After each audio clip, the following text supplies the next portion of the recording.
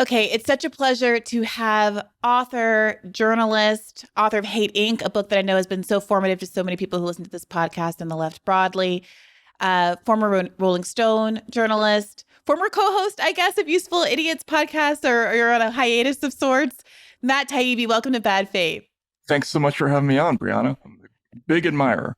Oh, well, the feeling's really mutual. I tell Katie this all the time that, Useful Idiots has been for years now one of the only podcasts that I never miss and that I listen to every minute of. Wow. You're missed. Erin's doing a great job, but obviously you've been up to some pretty important things outside of the podcasting world, principally that you are the primary journalist. I don't know if, you consider yourself this, you would frame it this way, but from the outside, at least, the primary journalist engaged with analyzing, going through and publishing insights about this treasure trove of documents that have been made available by Elon Musk, known as the Twitter files. And in fact, as we were scheduling this, there has been a new Twitter files drop, right?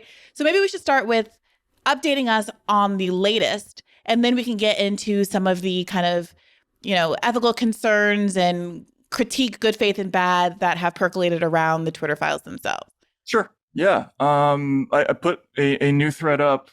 First of all, thank you for all those kind words and about Useful Idiots. I do miss doing that show with Katie.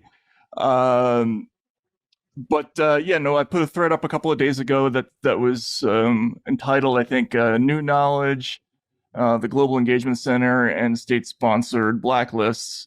And this is about, I would say, about a month ago in working on the Twitter files. Let me back up. Initially, I thought the story of the Twitter files was going to be about state censorship. So that's what I was looking at from day one in this whole thing, to try to answer the question of how involved are agencies like the FBI and the DHS and CISA and all those things in doing censorship. And then later, as time went on, it started to become clear that there is actually a much bigger story, even than that, than the direct involvement of the government in censorship, that there's a huge complex of what you might call disinformation laboratories that are doing essentially outsourced censorship work. And a lot of those are state funded. And I'm basically trying in this recent thread to introduce one of the hubs of state funding for these labs. That's called the Global Engagement Center. People call it GEC. Some people in the government call it YUCK. And it's a interagency group that's within the State Department. It's consists of NSA, CIA, SOCOM, STRATCOM, AFRICOM, all these crazy intelligence agencies, and they give money principally to these outside NGOs, which do what you might call disinformation work, where you've probably heard of a lot of these organizations, but they send requests to companies like Twitter to take down various pieces of content or eliminate accounts. And that's what this thread is about.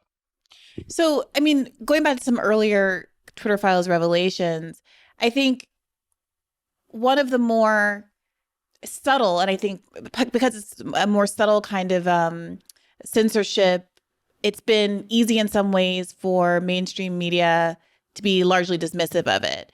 But the claim that because these organizations, these government organizations, spent so much time kind of priming the field by saying there's Russian disinformation afoot, you got to keep an eye out, there's something coming down the pike, they're trying to interfere in the 2020 election, just like they interfered in the 2016 election, that by the time something like the Hunter laptop story came out, it was almost as though they didn't have to explicitly say, don't run this, it's Russian misinformation. They had, greased the wheels such that it was already likely that they were going to overreact. And so what we saw from some of the Twitter files disclosures were that there was internally a debate about whether or not the Hunter laptop story actually violated Twitter's own guidelines, that it did not, in fact, but out of an abundance of caution that they were going to temporarily censor it from Twitter anyway. And so what it sounds like you're describing is it more or less akin to that there is these State Department organization, this GEC organization, that is similarly kind of laying the groundwork for a suspicion of certain kinds of information that might come down the pike, or is it something even more direct? It's more direct than that, and we first got the hint from this.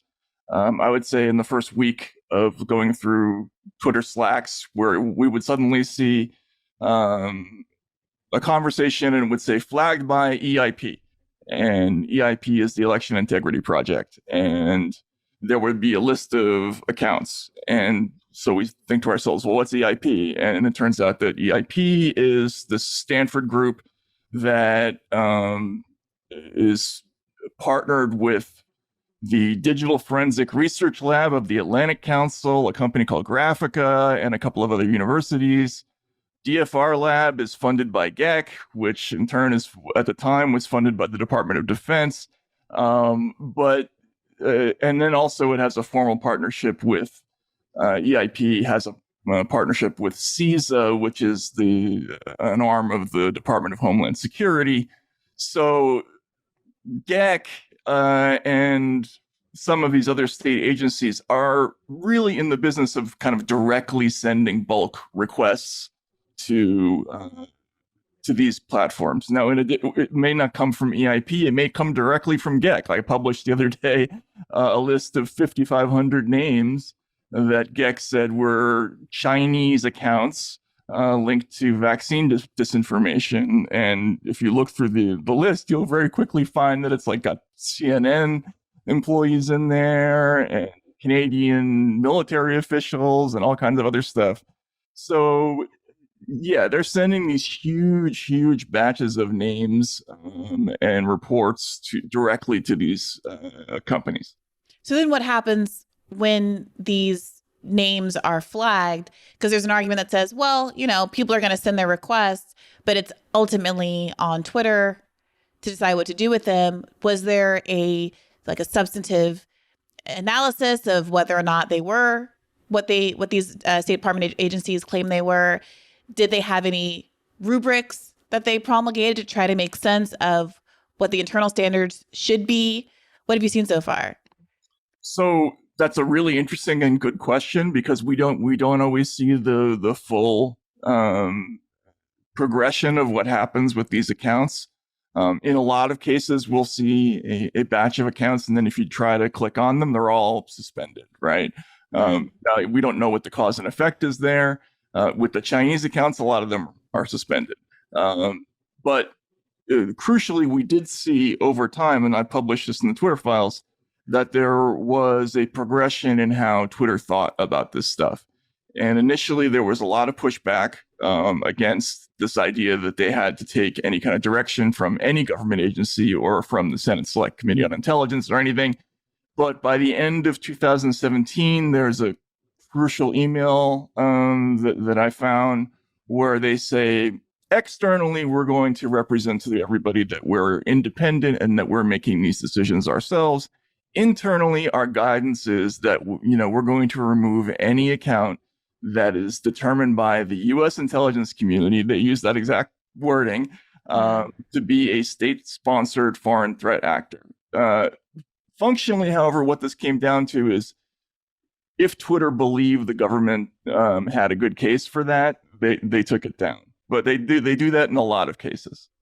Oh, so you're saying that even though they said, as a matter of course, in this email that you saw, that they were going to take down anything recommended by, what was the phrasing, government agencies, the intelligence agencies? U.S. intelligence community, yeah. So what I can say is they did it in an overwhelming percentage of cases when it came from the FBI or the DHS. There was a system that they eventually developed that was pretty formal, that all the requests that came domestically for moderation came through DHS, or mostly came through DHS, and all the ones that came from other federal agencies came through the FBI. most of those requests were honored. I would say, somewhere between 80 and 90% of those requests were honored. I mean, that's obviously, I shouldn't say obviously, because obviously a lot of people in the mainstream media don't think it's so remarkable, but it seems obviously disturbing. One, the acknowledgement that there's an outward facing policy and then a very different inward facing policy. That in and of itself is an acknowledgement that there isn't a concern about what it would mean to be following the guidance uncritically of the intelligence agencies, right? Yeah, and this was when I began to become really frustrated about the lack of the cavalry coming, with the regular press. I mean, you've worked in media, you know how this goes. If you get a good story, obviously you want it for yourself always, but it's really not possible when you get to a subject that's big enough, and you always want other reporters to jump in and find out stuff and do more digging. Once we found stuff like that internal guidance from Twitter, that's when I was kind of hoping that other reporters would say, okay, now we got to start looking at other companies. We got to call our sources at Facebook and Google and see if they have some similar stuff going on. And yeah, so that was when I started to get frustrated. So what it feels like is that this is part and parcel of a trend where somehow Trump derangement, I don't know what's caused it, but liberals now seem to espouse greater confidence. Not seem to. There's polls that suggest that liberals have greater confidence in the FBI and intelligence agencies than conservatives do. And there are reasons for that perceived bias by the FBI and its investigations of Donald Trump, et cetera. But what's so interesting about at least the example that you just raised is that you said it happened, that was an email correspondence from 2017, which would mean that this is Trump's intelligence agencies, to the extent that you think that the blob is, partisan, but it's intelligence agencies under Trump that are the ones that Twitter is showing deference to. And I wonder what you make of that despite that this definitely does have the Trump bad angle, that the liberal media seems to still not have an appetite for it.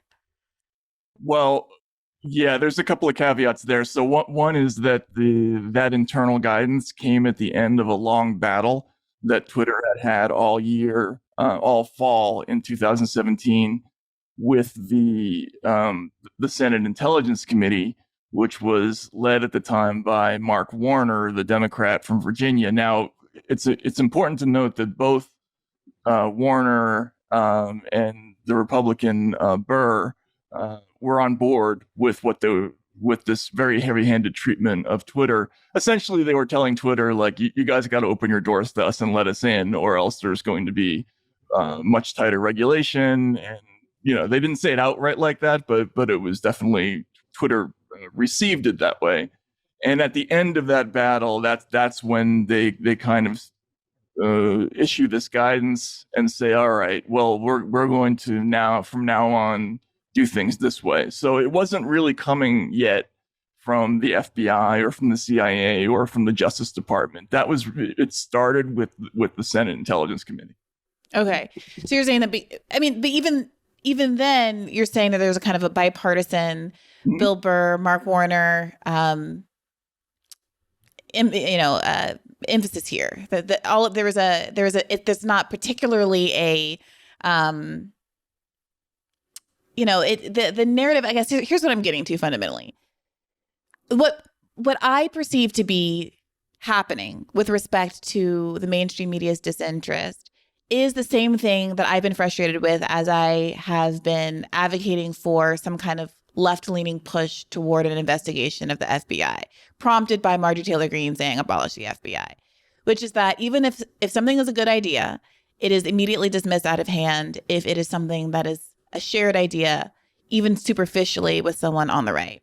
And so the extent to which, the framing of these kinds of things can go either way, it seems like there might be an appetite for mainstream media coverage. And we saw this in the Twitter Files context when there were the Twitter Files hearing, and there was this bit of information about a Chrissy Teigen tweet that the Trump administration had reached out to attempt to censor from Twitter.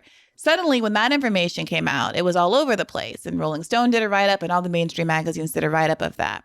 And I did a rater on this. And my argument was basically that this is evidence that if you give, it's silly. Obviously, the scope of this is, what it means to pull down Chrissy Teigen's tweet. Chrissy Teigen being someone who is terminally online and very much needs to log off, regardless of who she's going after, is hardly as significant as some of the reporting about what is the FBI's secret Twitter, bot accounts that are writing in Arabic and announcing how wonderful it is that America does imperialism in all these Middle Eastern countries that Li Fang reported on.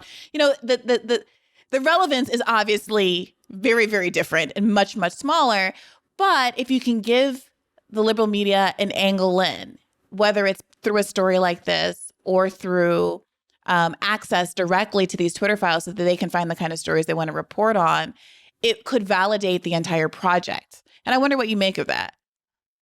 Yeah, I have a lot less faith than you do that they're going to behave correctly, no matter how much you give them. I mean, look, in the very first Twitter files, the only piece of reporting in most of these threads that doesn't involve a document that people can look at is one that I got when I just happened to have friends who worked at the old Twitter, who were no longer there, but I had sources, and I asked, how do things work at this company? Because I was looking in these documents at a lot of censorship requests. Now, they were all coming from one direction, but I wanted to ask about them.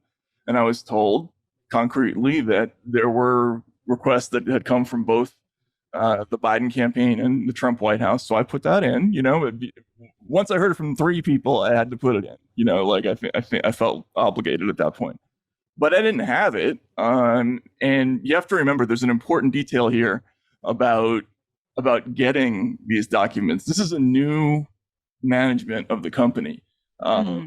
This is if you can imagine grains of sand on a beach, that's how many documents we're probably talking about that are in the custody of this new company that doesn't really know a whole lot about the old company.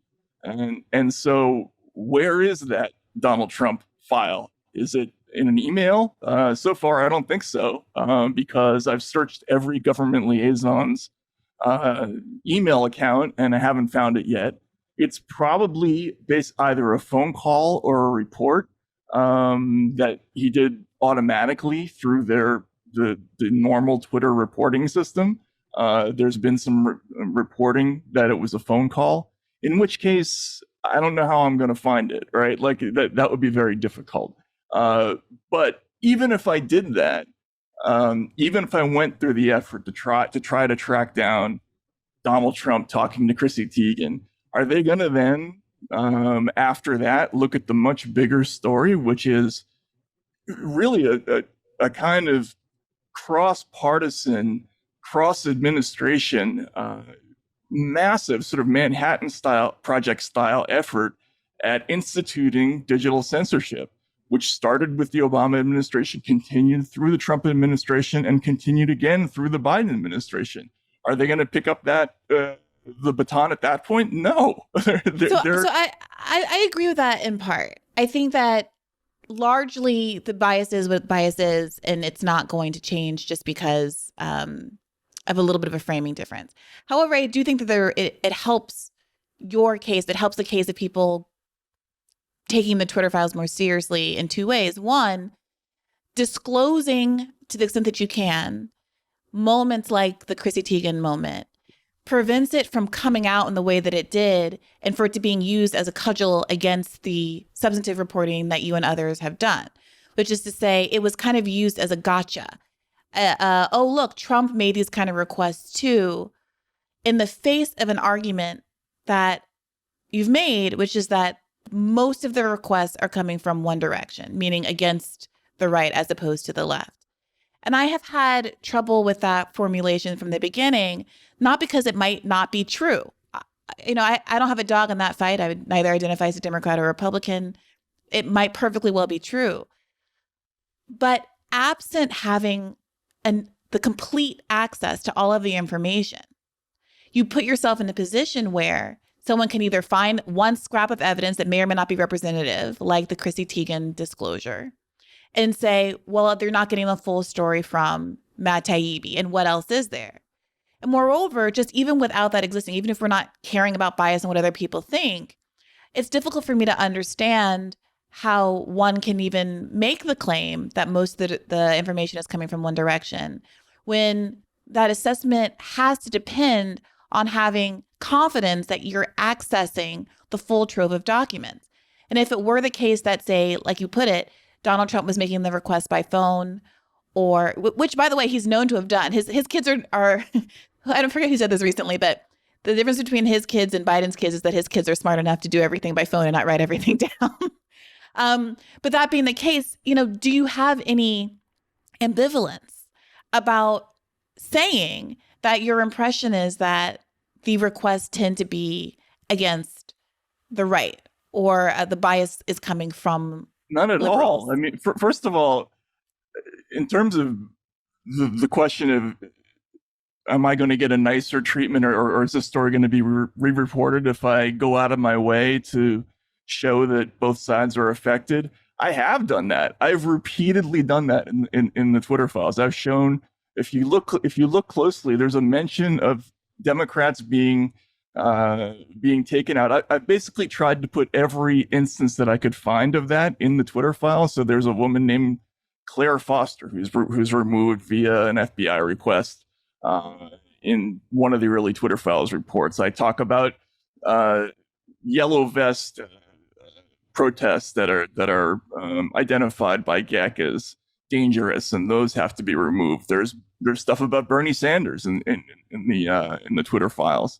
Like repeatedly, I've done that. However, I'm looking at things like there's a Slack channel, for instance, that we had for a period. We had access to kind of global access to Slack over a period of time that kind of extended before the election and through January 6th, roughly, or maybe a month after that.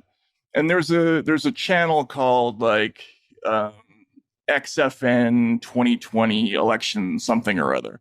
So it's basically the channel where all of the top executives in Twitter are discussing anything that needed to be elevated above the algorithmic level for moderation. And by the way, about 98% of all moderation at Twitter takes place algorithmically.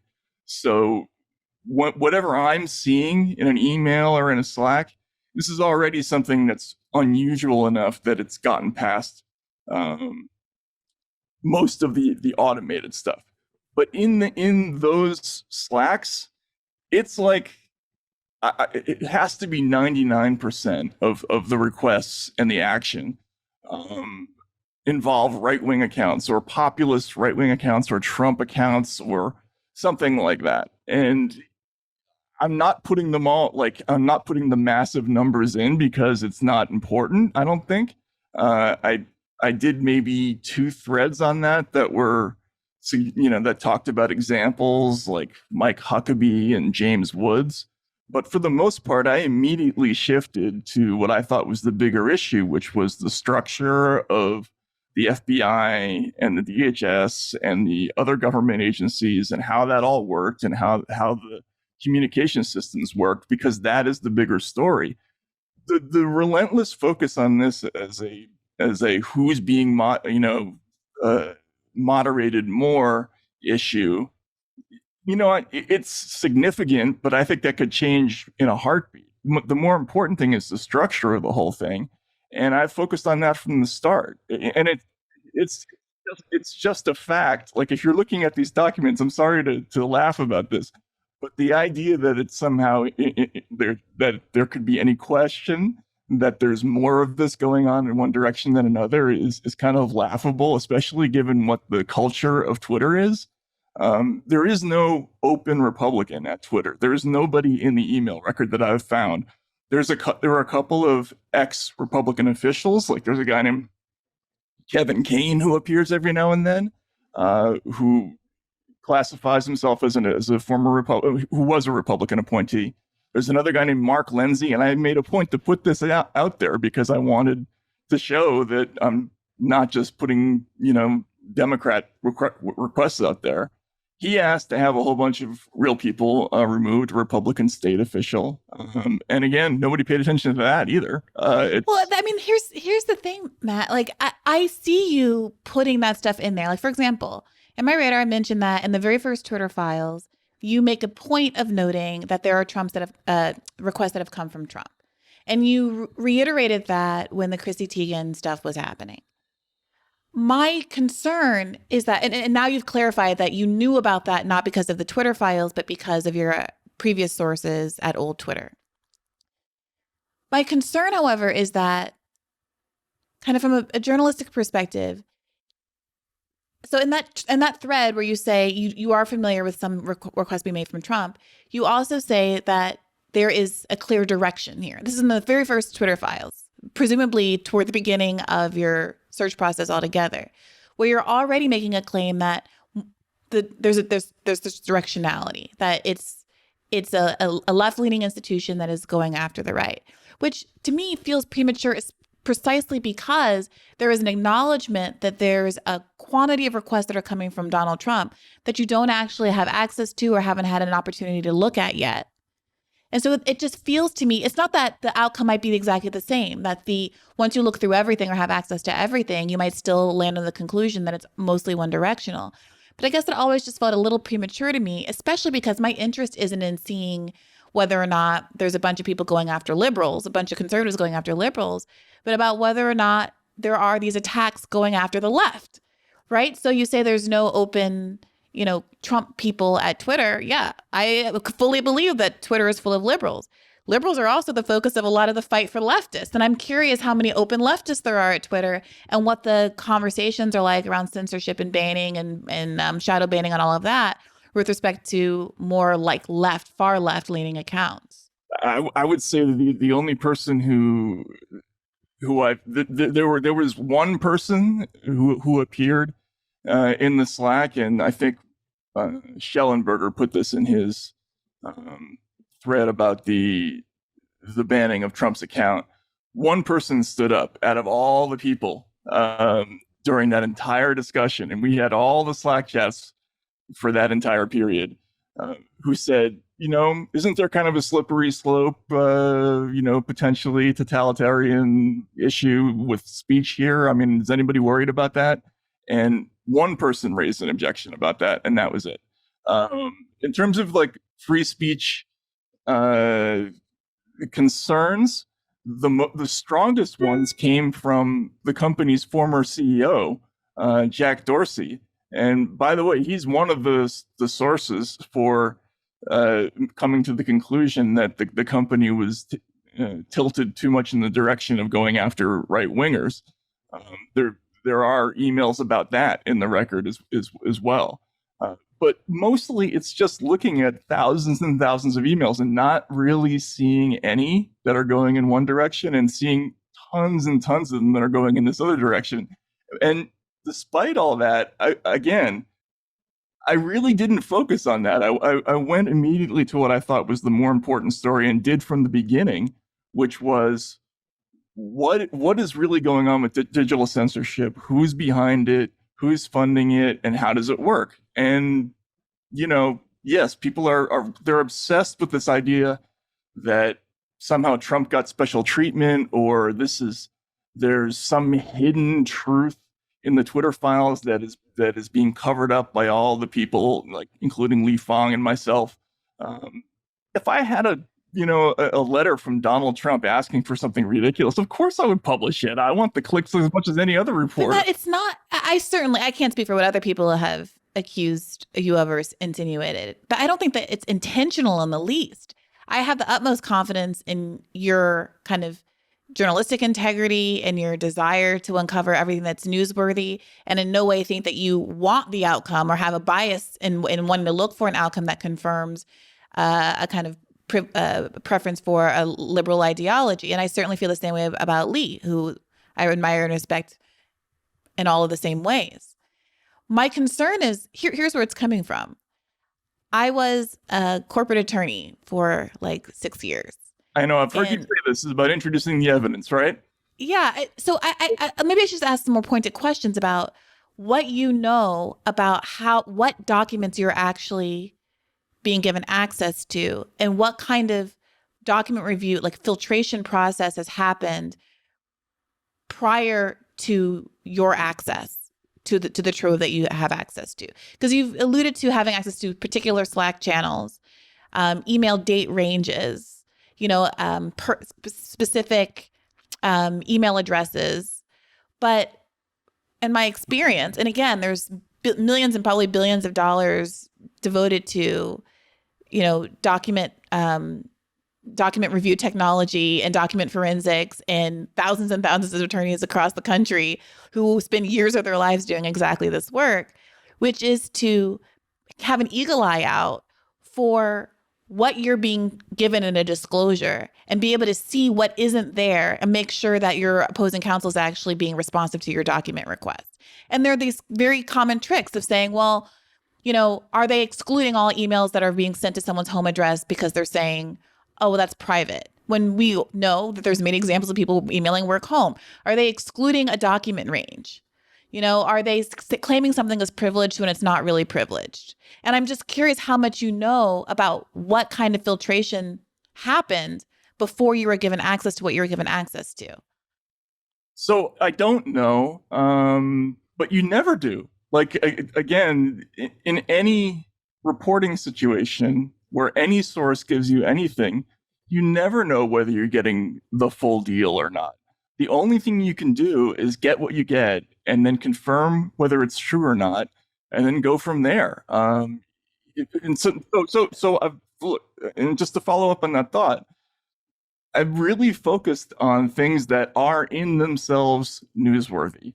Like, no matter what other context might appear in the Twitter files threads, a request from the Digital Forensic Research Lab of the Atlantic Council for 40,000 people to have their accounts reviewed for being suspected Hindu nationalists. That's newsworthy, no matter what. Of course it is. Of course it is. But there's a world where that's reported on without the editorial claim that there's a broader trend that cannot be proven with only a sliver of information, right? So that you can say this is a newsworthy instance of a anti-right bias, and it's the kind of government interference with speech that we should all be concerned about. And I think that's very legitimate, and it's why, especially over at Rising, we've been covering the Twitter files so favorably this entire time. The only and I don't want there to be a disproportionality here. I have this opportunity to talk to you, and this is like my pet peeve and my little concern. So I'm focusing like the bulk of this conversation on it. But I do really want to validate overwhelmingly how newsworthy and productive and useful I think this information is. I do just have this concern about how we make claims about what the totality of what is going on in Twitter without having more knowledge about what the document provision protocols have been. And so Glenn brought up this point. I brought this up with Glenn when he was on the show a couple months ago. And he, offered some ambivalence about whether or not he would participate because of concerns about what Elon Musk's goals are and what his priorities are that might differ from a journalist's goals. Obviously, this is not this is nothing nefarious here, but Twitter, Elon Musk is the CEO of this company. He has an interest in preserving its integrity in certain kinds of ways. He has an interest in it being a money-making, profitable institution. He spent $44 billion on it. Obviously, his interest and your interests are not the same. So that being said, that's always the case. That's every single news story. That's always been done. And Glenn said that as well. But here's where I would push back. Normally, in a whistleblower case, it's not, hi, I'm the head of the FBI, and here are some documents I'm giving over to a journalist. It's, I worked for the FBI. I worked for the NSA. I saw things that I didn't agree with, that disagreed with what higher ups in management wanted me to do. And so I'm leaking stuff that they don't want me to leak. Do you see that as a very different, as a significantly different posture of someone who's working within an organization who has a difference of interest with the organization, who's telling the public about that versus someone who's literally in control of the organization, has every interest in profiting from the organization, et cetera, who is volunteering, selectively putting stuff out there for journalists to go through. Isn't that a different scenario?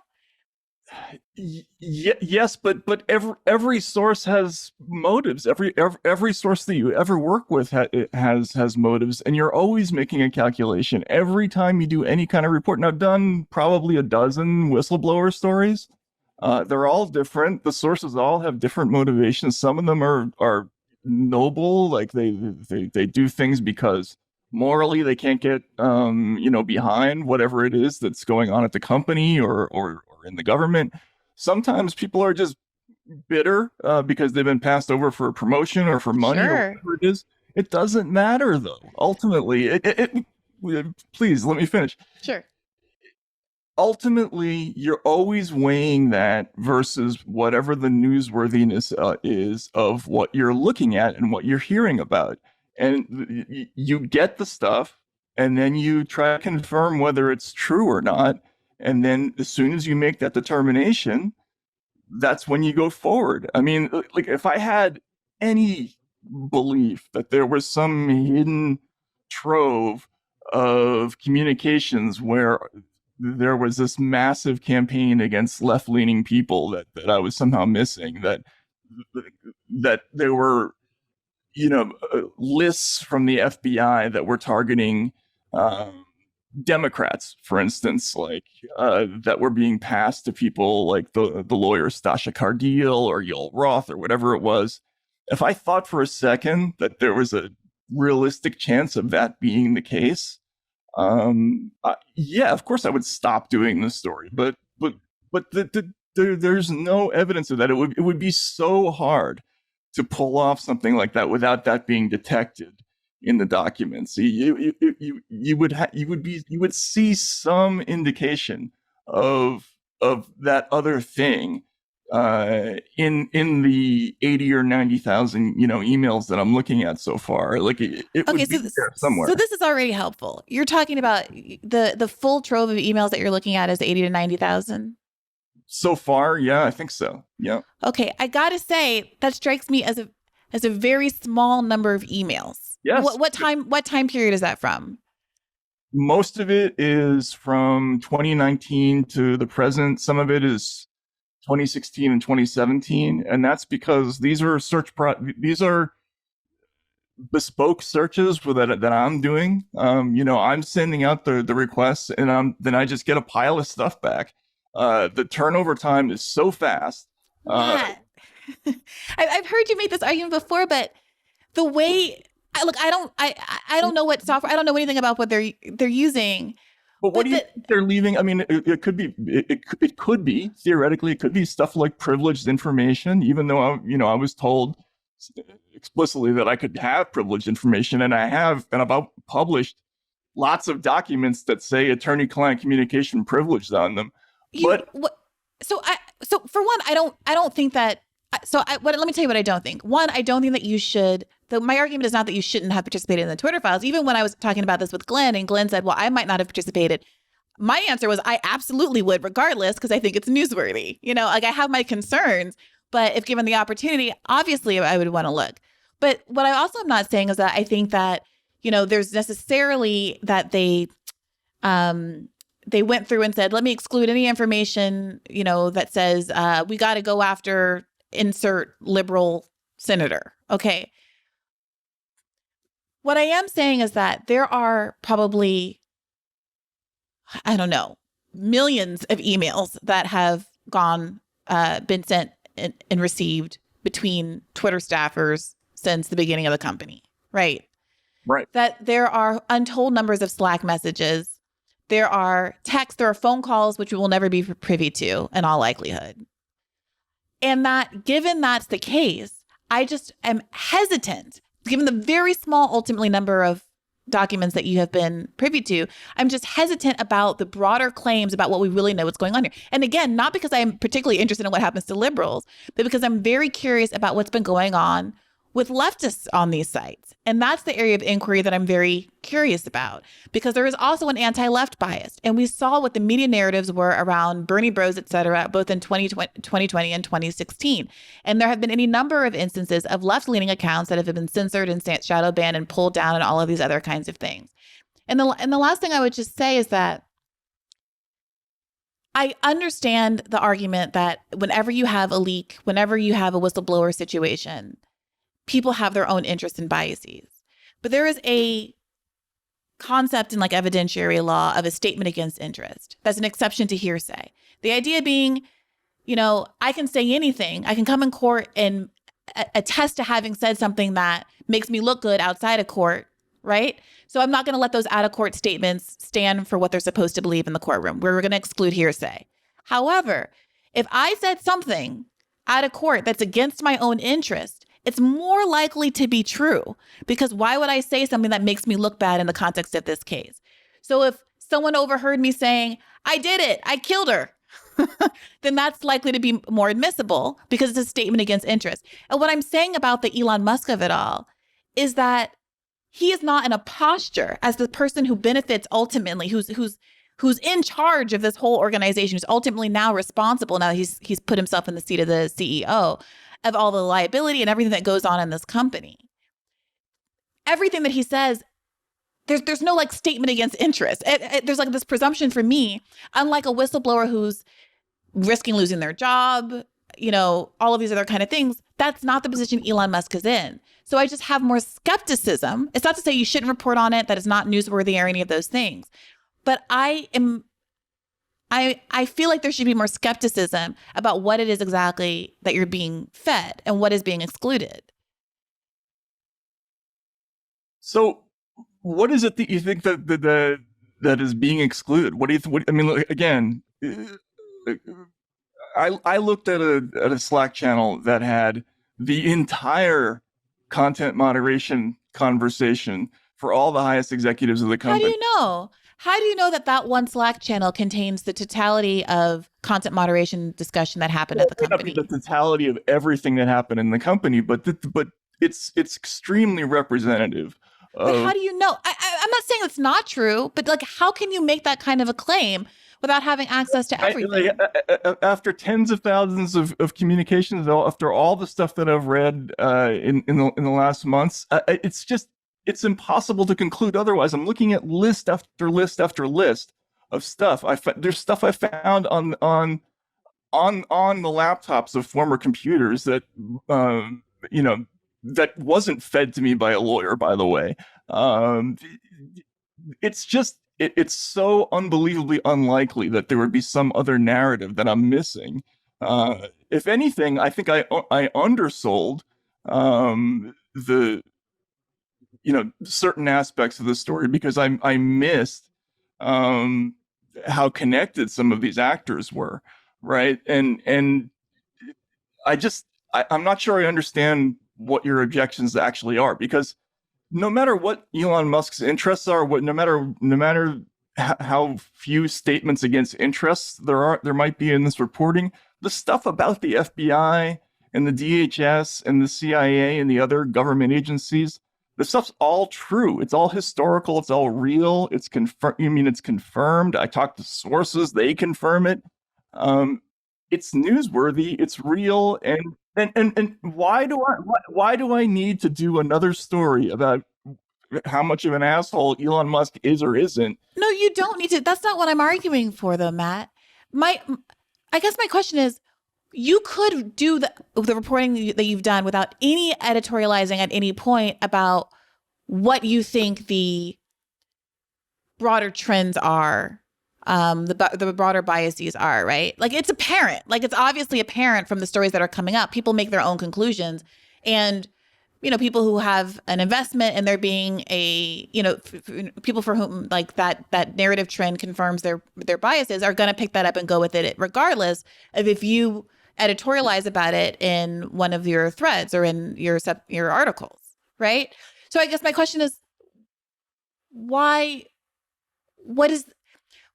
add that, especially when it's such a difficult thing to prove given such a small sliver of documents? I just don't understand What It's is not just added? documents, though. I mean, I'm talking to sources about this. I mean, like, you know, But that's the problem. You, by your own admission, this is a tweet that you did around the Chrissy Teigen stuff, where you said, "Oh, I did know that there were these Trump requests that had been made because now we know you talked to a source who told you that, but I was not privy to them. I didn't see them.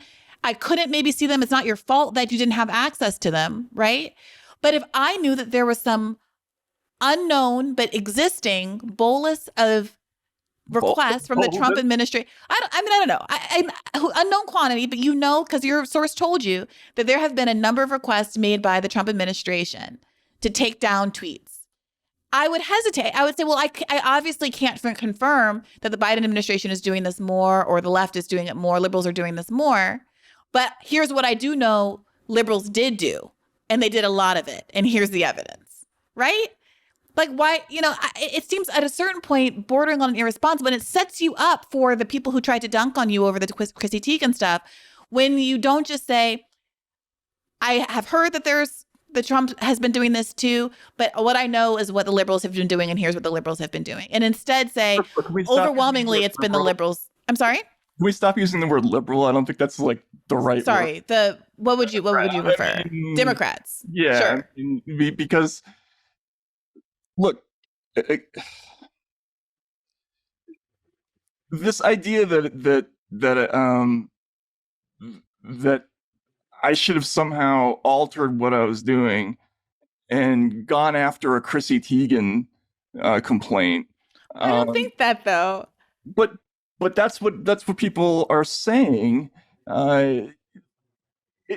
It's first of all, there are some dynamics here in terms of the reporting process that I guess I have to get into now, right? Like, I have limited bites of the apple here. Like, every time I make a request, that's work for a whole bunch of lawyers, and they have to do it quickly. And the number of times that I can ask for stuff is kind of finite. I don't know how long I'm going to have access to these documents. So if I start wasting searches on trying to find whether or not Donald Trump, in a fit of pique one night, called up and asked something about Chrissy Teigen, rather than doing what I did do, which is search, every communication that I could find with Elvis Chan and every other FBI agent whose email address that I could find, and immediately focus on that and try immediately to get to the bigger story. This is how the process works. I'm trying to get to the bigger thing as quickly as I can. I'm not going to worry about Donald Trump's stupid request just because idiots at the New York Times and the Washington Post are going to whine about it if I don't. So I also wouldn't be prioritizing Donald Trump's requests, but I think that's such an important. This is such an important acknowledgement here. It's useful for the public to know. I'm very interested to know that you feel like there is a limited number of requests you can make, and you don't know how many, but that you have to make internally. You have to prioritize searches, that there's not some sense that you can kind of comprehensively look forever, that you have to rank internally your own priorities, which obviously is your prerogative, and your priorities are yours and my priorities are mine. But what that does is it's an artificially imposed limitation that I think prevents anyone from making claims about what a full search in its entirety would actually yield, right? So for me, I also wouldn't be prioritizing Trump. If I'm going to be fully honest, my first search words would be Bernie, socialism, Bernie bro. I would go through all of my Twitter people who I know have claimed to be shadow banned and blocked and had their accounts taken down over the years. And I would go through, I would look for requests for Hillary Clinton and some of the pedophile disclosures about what journalists they thought were friendly and all this kind of stuff. And that's what I would be searching for, because that's my priority. I'm not saying it's the most important thing in the world. I'm not saying it's more important than what you've been searching about in terms of FBI interference. It probably is not. So I acknowledge that. I accept that. I have no problem with that. But it needs to be, I think, foregrounded. That this is not a comprehensive search, that I'm not looking through everything, that I don't have the ability to look through it because, frankly, I'm being limited, not necessarily nefariously. I'm not saying it's because of Elon Musk, I don't know but that I'm being limited. you just told I, us that you're being limited, that you feel like you can't ultimately make an unlimited number of search requests. I'm being judicious about what I ask for. Let's put it that way. But why? Because you feel like there's only so many requests that you can make? Maybe. You never know. I don't know. I don't know. This is. I don't own the company. I don't control this situation. So were you told that this is very expensive and difficult to do these requests? So don't. This isn't a No. bonanza. This isn't a free for all. No, but I've been doing this job for a long time, and I know that things change with sources, and you never know what the situation is going to be tomorrow. You have to act as quickly as you can to get the story that you can as fast as you can, and that's why I'm trying to focus on one thing and get it as quickly as I can, and then worry about everything else later. Look, there's a million stories that I haven't that I already have in the Twitter files that I could spend the rest of my life doing. Uh, but I've identified a thing that I think is without question the bigger story than anything else that's in any of these documents. Nobody told me to go there. Nobody told me to stay away from any one thing or to look in any one direction. Just from organically looking at these documents and making calculated guesses about things, I went through and recognized that what I was looking at was a major, serious, unreported issue about uh, essentially a digital censorship network that is funded by the U.S. government and by other governments, and that has to be reported out. I'm trying to get that stuff. Like that's the priority. I'm not going to worry about anything. I'm not going to go hunting for Chrissy Teigen's tweet just so that somebody else, just so that Glenn Kessler is going to be nicer to me in the Washington Post. This is truly fuck Glenn Kessler. But the point isn't about Chrissy Teigen per se. It's about an acknowledgement. Like if I said I'm only going to look at, I have limited resources and time. I'm only going to look at things pertaining to FBI intelligence agency influence on this social media company. Don't ask me anything else. My scope is limited. I think that's completely fair. That's completely fair.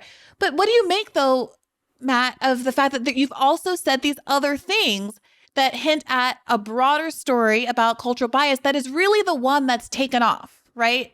Like when I see, conservative sites talking about this, yeah, sometimes it's like the FBI is doing this and that and the other, but oftentimes there's this far-ranging anti-right-wing bias, which I don't have a problem with, except for I think that the story is there is an establishment bias against more fringe populist parts that include, yes, the right, but also the left. It's a nuanced point, but I think that it's important. But the reason you're seeing more of this against the right than the left is that the left is toothless and no threat to anybody, whereas the right is actually scary to the national security establishment because of Brexit, because of Trump, and because of other things. If that's true, Matt, why is it that 85% of all FBI action, FBI activity has been historically focused on the left?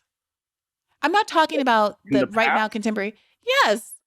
Okay, well, I'm not looking at 1970. I'm looking at 2015 on. That's fine, but Matt, we just all saw Bernie wins Nevada, and next day on MSNBC, it's Bernie's in talks with Putin, and he's going to cut people's heads off in Central Park. I'd love to get that story. I would love to get, but is that on Twitter? I don't know. I mean, I've certainly looked for it. Tell me more about looking for it. I mean, what kind of searches have been done to try to investigate what was going on at Twitter around some of the Bernie bot, Bernie bro narratives in 2016 and 2020? Let's just say that I've searched for anything involving the government and claims about Russia. And Bernie? No, not Bernie specifically, because I haven't done a search on Sanders. I haven't. I've done a search on Assange, but not much turns up. It's just not. It's not my priority to try to discern exactly what happened in the Nevada election. And you know, I was looking for one thing. Like, for instance, I didn't go looking for the Hamilton 68 story. That just happened to be because I was looking for Russia and some other stuff. And then I find this conversation about it, and it's a big deal internally at Twitter because it speaks to a larger issue about how these digital censorship organizations operate, like what their methodologies are. So there's a lot of talk about it back and forth inside the company, which was really, really interesting. Now, mostly, you're not going to see a whole lot of stuff where they say interesting things in these emails because mostly they're all in agreement about things. Like again, most of the moderation is automated. And has there been any searches about the nature of the algorithmic programming, since the overwhelming majority of the Well, yeah, we did a little bit of that at the beginning when, especially when Barry, did the stuff on, uh, visibility filtering. We tried to make a whole glossary of how they do that. But again, once we got that story, once I found this other thing, I just focused on that. I left all that behind. what do you make of very notably was critical of Elon Musk after the Elon Jets account was taken down and some other journalists covering the Elon Jets accounts were suspended from Twitter. Is it likely that she's going to continue to report on the Twitter files? Do you know anything about that relationship and whether that kind of public criticism, which I thought was actually, frankly, quite principled on Bari's behalf, has affected her relationship, her ability to access the Twitter files and do more reporting? I don't know. Well, no, she's not really involved right now. Okay. And do you know if it's because of that public? Okay. So people are going to be very interested to hear. I got to say that. And I know that I'm too much of a Bernie bro and all of that stuff. Like, I fully acknowledge who I am. But they're going to be, I think it's an interesting note that at no point you ever threw in Bernie or Bernie bro or anything like that into the search engine.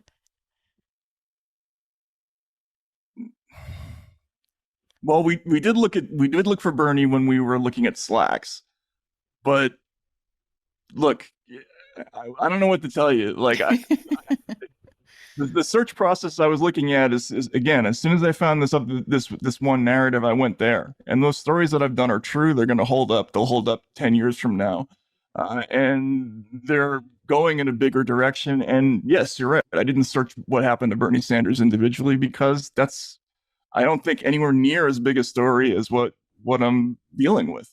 But did you search Donald Trump? No, I didn't search Donald Trump.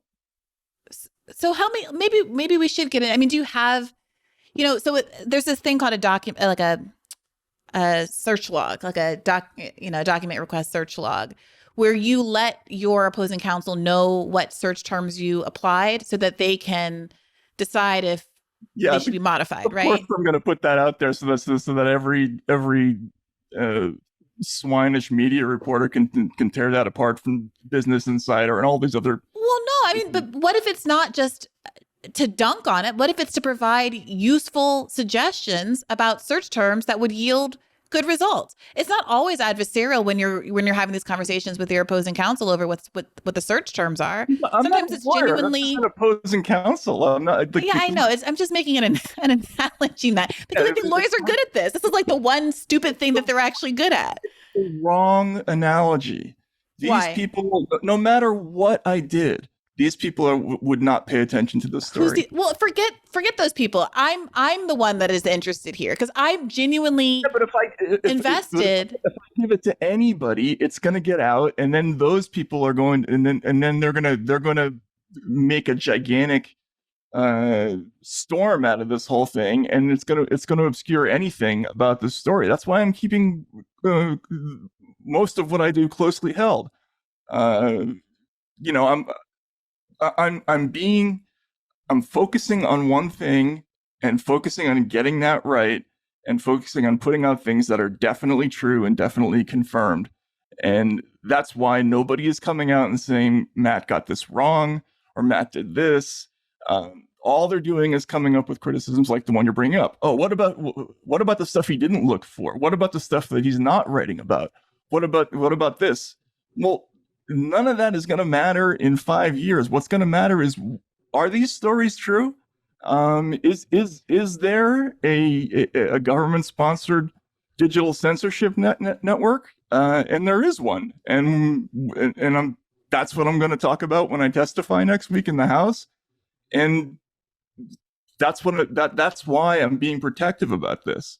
What about the argument that more people should be brought in? I think I mentioned this to Schellenberger when he was on the Hill recently, and he was very open to the idea that both because there's a lot to look through and it would be helpful to share the burden, and because there might be more public buy-in across different political sectors if there were more people who had access to their Twitter files, that should be a thing. Do you think that it would benefit the project to have more journalists privy to it, more journalists of different ideological stripes potentially? And how could that happen? Because there have been people who've been brought in by others, like Lee, right? No, Are you? I just hired 10 people to work on this, so like, I mean, I'm paying money. That's another funny thing. People are talking about how I'm cashing out on this whole thing. This thing is costing me a fortune, and I'm hiring people to look at this. And why am I doing that? Because I have to. Because the New York Times, the Washington Post, and Rolling Stone, and any other would-be credible news organization is not looking at this stuff. They won't. But certainly, I mean, there are plenty of journalists who would love to have access and will look through it for free. No, I obviously would. I'm sure any number of other investigative reporters, call Cy Hirsch up. I'm sure he would like a crack at the apple. I mean, I'm sure there are lots of people who would be interested in looking through these files without you having to front the paycheck, right? No. I mean, no? I don't know how much you've been in the position of having to ask journalists to do work for free before, but first of all, I don't like to do that. Well, it's not for free. They would be reporting on a treasure trove of information for their outlets or for their own blogs or whatever. Well, there are people doing that. I mean, Michael's doing that. Right. Creighton's doing that. So how, for instance, did Michael get brought into the fold? How did Lee get brought into the fold? They were recommended by, when I asked them, I think they said, they were recommended by other people who already had access to the documents. No?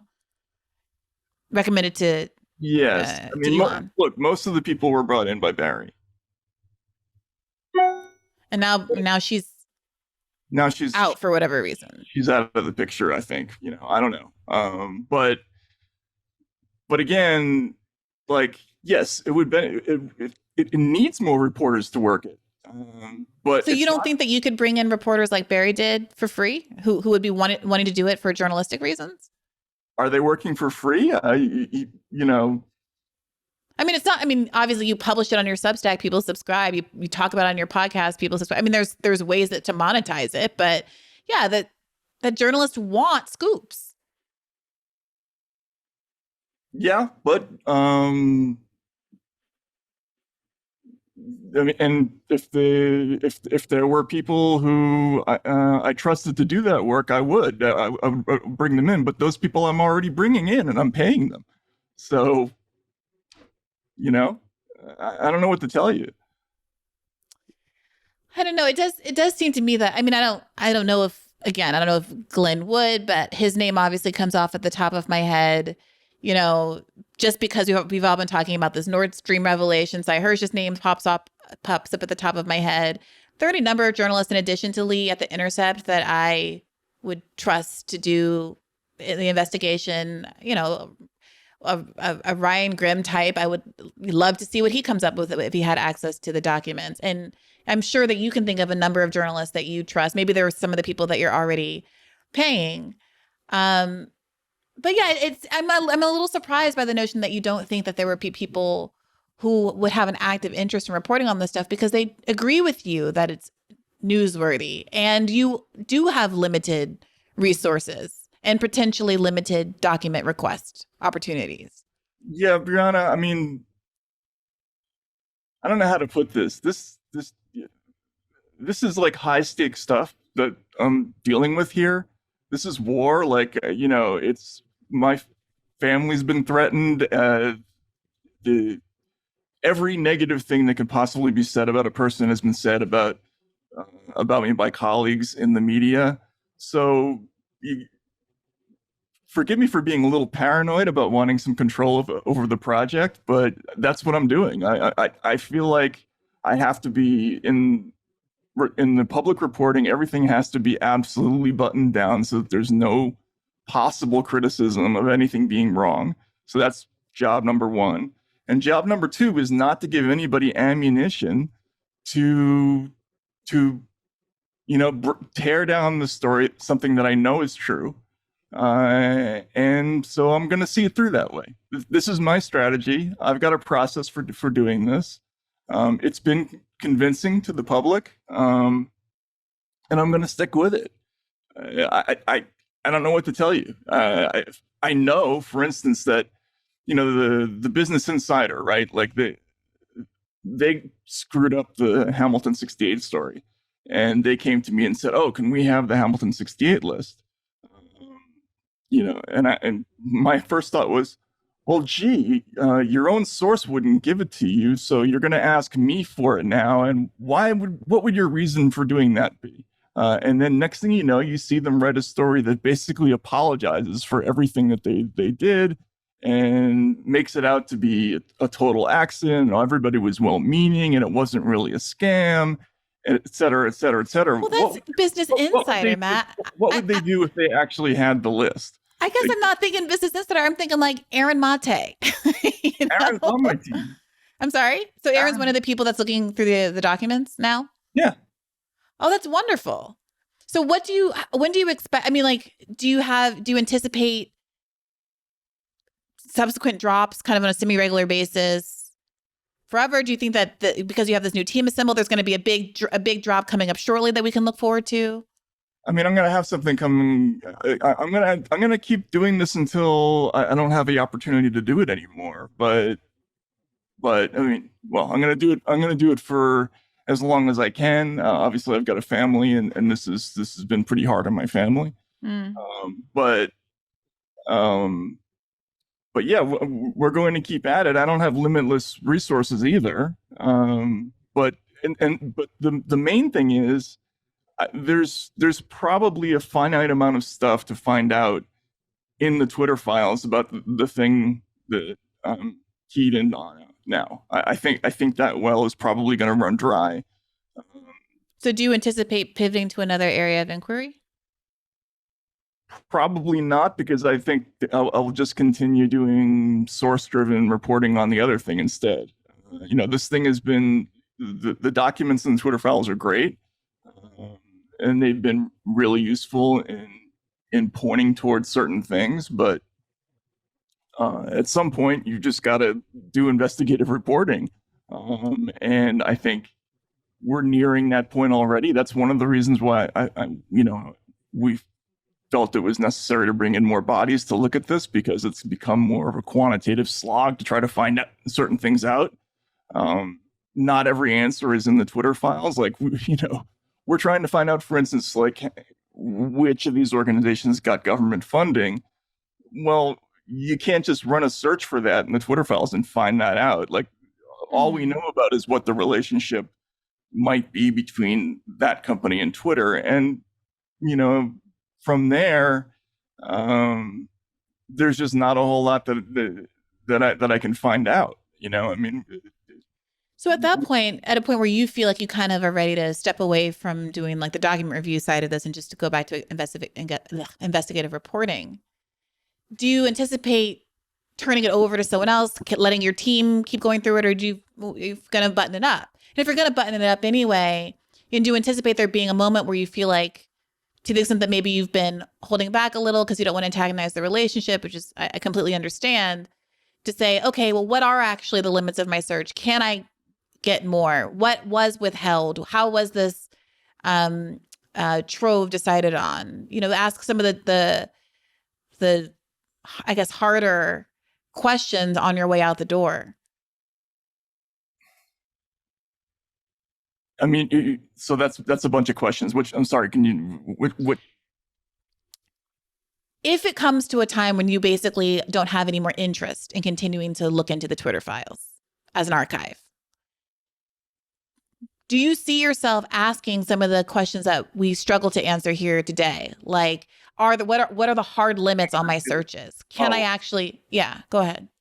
But what are the chances that I'm going to get an honest, like an answer on that? Like, well, but that isn't that in and of itself part of the news? But that's always part of the equation in every story that you do. Like, so, but why not report? If I had a source, there have been many occasions where whistleblowers are complicated, right? People like, Chelsea. I mean, like, these are complicated, nuanced people who aren't the perfect you whistleblowers, perfect vessels for the information that they're giving out all the time, right? But that can be an important part of the story. Knowing why someone leaked, of course, why wouldn't you report on that as well?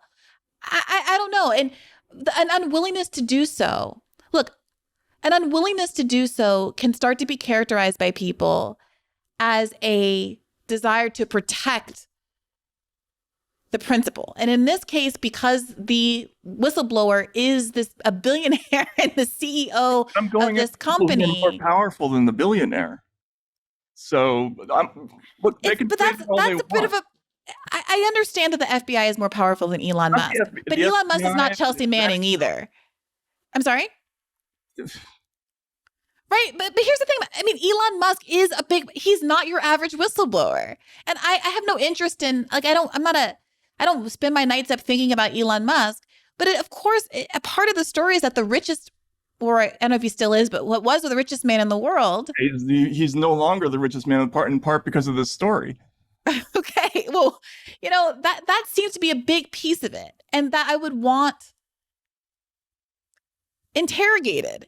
Like, I don't know how you can extricate that aspect of it from the source and his interests, and not be trying to probe constantly what his interests are and whether they're affecting your ability to get at the bottom of what I completely agree are important stories. His interests do not affect the truth of the stuff that I'm dealing with. Right, but they might affect how much stuff and what stuff you have access to.